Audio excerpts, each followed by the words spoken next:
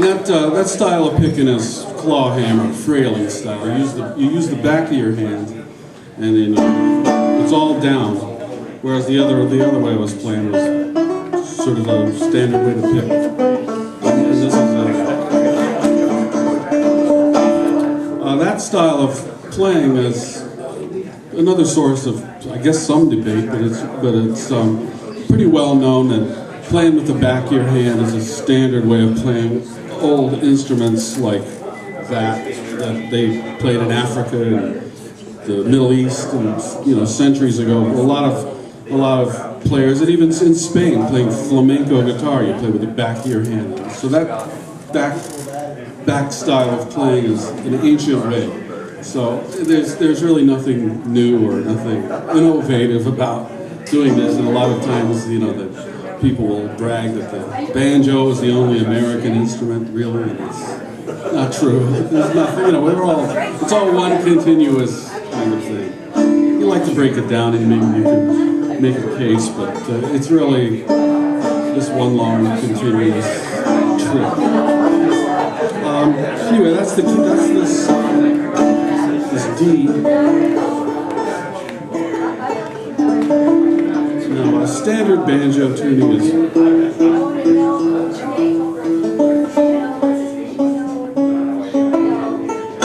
that.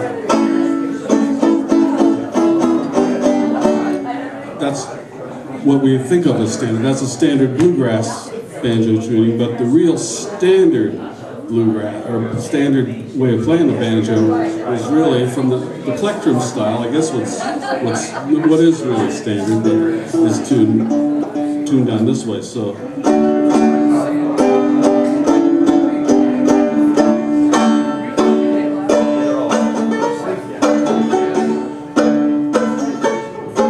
if I can remember.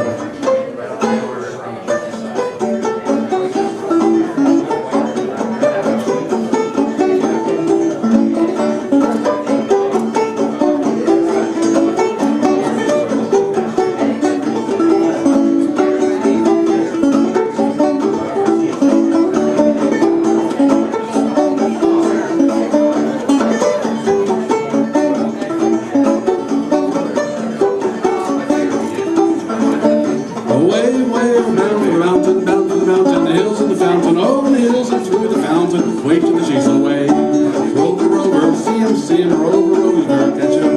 Rover, rover, see him, rover, rover, catch him.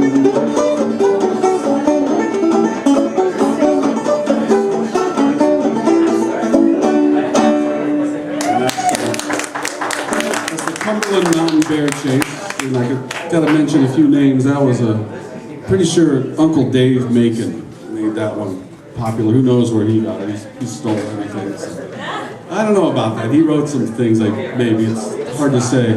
But Pete Seeger is another name that's got to be mentioned, and all of us, I guess all of us really, who play old timey, who play the banjo old timey, and are just into that, owe some sort of a debt to Pete Seeger, who was a pioneer and a real force to get all this stuff put out in the 50s, in the great folk scale that got everybody interested in interesting, like the great folk scale? Well, the folk revival. Well, there was a lot of stuff going on in the 60s, and it really came from that. And Pete Seeger deserves an awful lot of credit. So there are a lot of people, Mike Seeger and John Cohen, lots of people that dug up old-time songs and made them much more accessible and introduced the country to banjos and all that kind of sound, and it stuck. Nobody makes a lot of money doing old-timey stuff, but it's certainly, you can hear the influence all over the place when you listen. So anyway, this is what many people consider a standard tuning, and that is a standard tuning for an orchestra. If you're going to play a plectrum banjo, that's how you tune it. And the bar chords are. How's it going?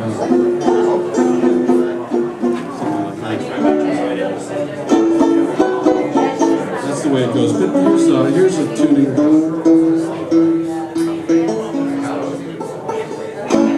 bluegrass players pretty much always use, which is a G tuning. In this case, it's capoed up.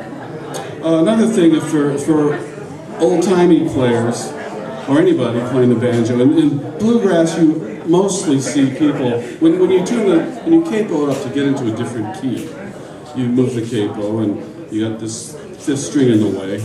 So you're kind of a bit limited. I mean, even on a guitar you're somewhat limited. You can go so high and then things begin to kind of fall apart. So you can get up so far and then it's not really worth it. But in this case you got the fifth string in the way. So the puzzle was always how do you adjust the fifth string to match, and they make fifth string capos, and then in this banjo there's a little nail. It's a very tiny little nail, and a lot of people have nails there, and they hook the string. You can hook it underneath. But I choose to tune it up because I use the tighter fifth string in the key of A or D to use it to make a different note.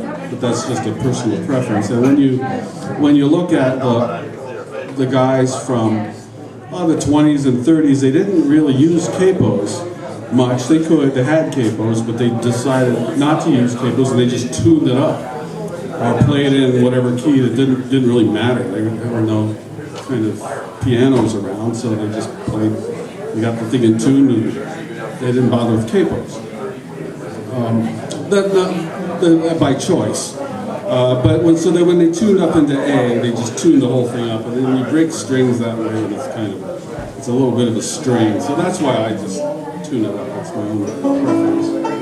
But other people use the nail system, and if I have to go higher, I use the hook under the nail and tune it that way. But there's also lots of different ways to tune this thing. I'll go through a few. This is the A.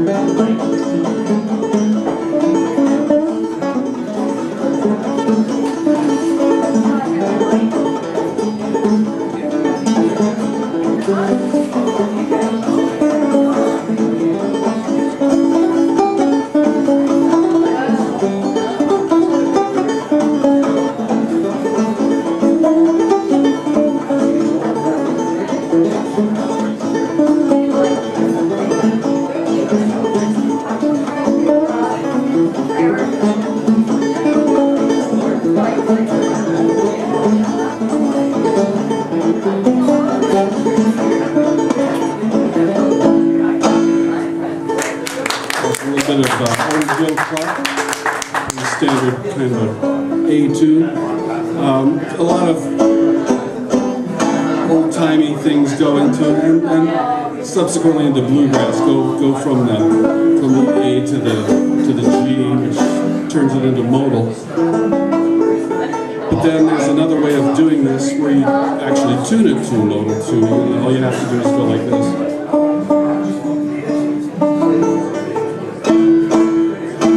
And then this is called Mountain Minor, is the name, or the sawmill tuning. Somebody came up with that one.